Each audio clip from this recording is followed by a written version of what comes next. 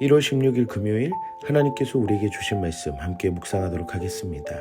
성경 창세기 11장 10절부터 30절까지입니다. 셈의 족보는 이러하니라.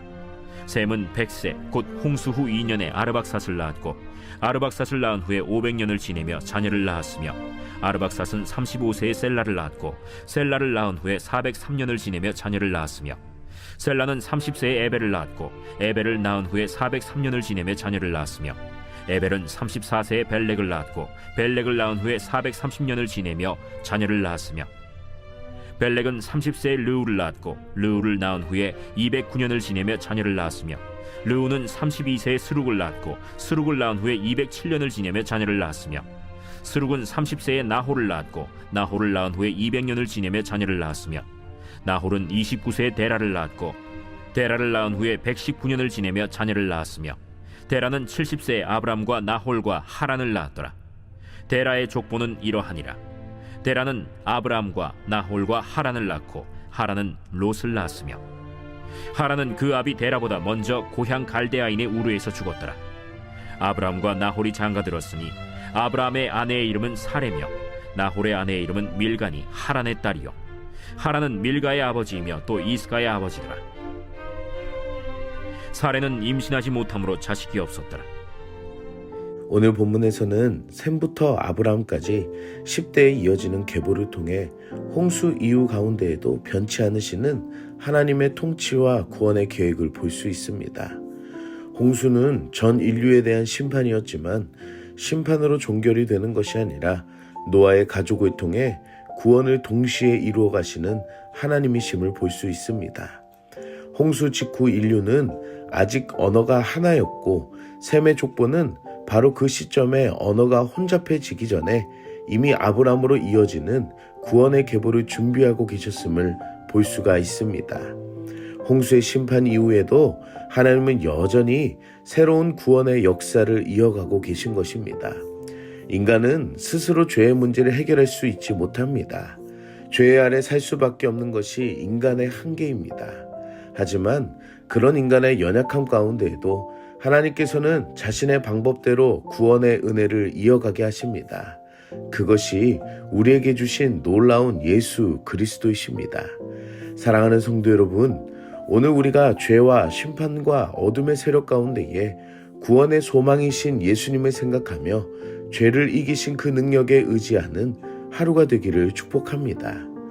셈의 족보에서 눈에 띄게 볼 수 있는 것은 인간의 줄어든 수명입니다.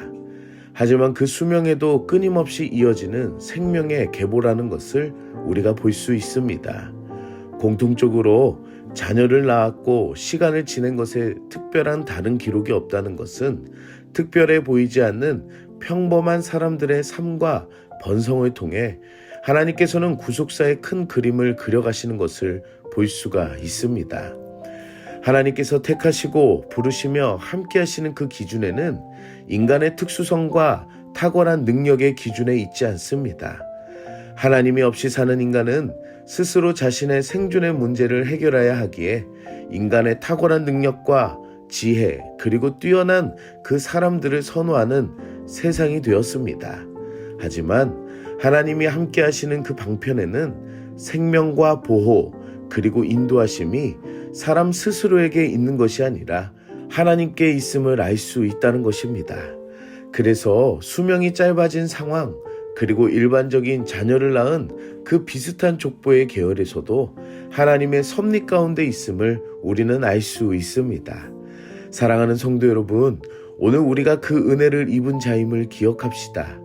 보잘것이 없고 나약한 우리들이지만 우리에게 영원한 생명을 주시고 함께 하시며 보호하시고 인도하시는 그 놀라운 하나님의 임재가 있음을 알고 감사하는 하루가 되기를 축복합니다. 본문에서는 데라의 족보로 아브람 이야기의 서막을 열어줍니다.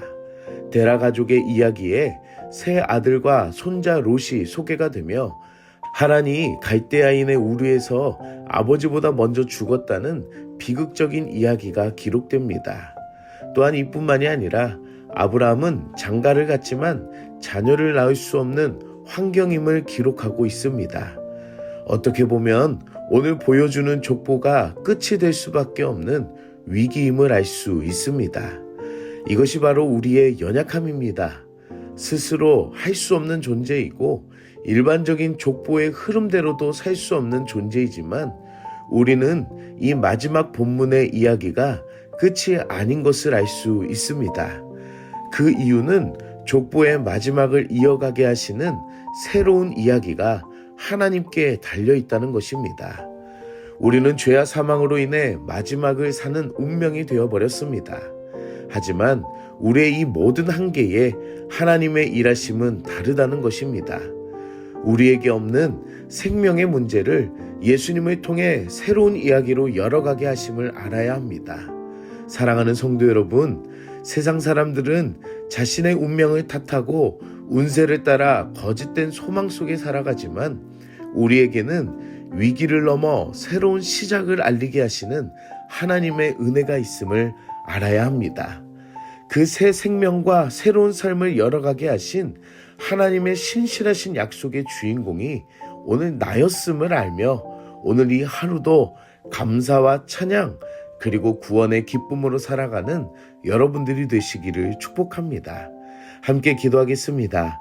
사랑의 하나님, 오늘도 말씀으로 은혜 주시니 감사합니다. 연약한 존재임에도 불구하고 포기하지 않으시고 하나님의 뜻 가운데 살게 하시니 감사합니다. 더러운 죄 앞에 넘어질 수밖에 없는 자신임을 고백합니다. 예수님의 보혈의 은혜로 새롭게 하여 주시고 죄 용서의 은혜를 경험하는 심령이 되게 하여 주시옵소서. 우리가 보잘것없고 나약한 존재이지만 나를 사랑하신 그 은혜가 얼마나 큰지를 깨닫게 하여 주시옵소서. 닫혀있던 아브라함의 인생을 통해 새롭게 여시는 하나님의 은혜처럼 오늘 우리가 예수 그리스도의 은혜를 통해 새로운 은혜의 주인공이 되었음을 다시 한번 기억하며 감사와 찬양의 노래를 고백하는 하루가 되게 하여 주시옵소서. 예수님의 이름으로 기도드립니다. 아멘.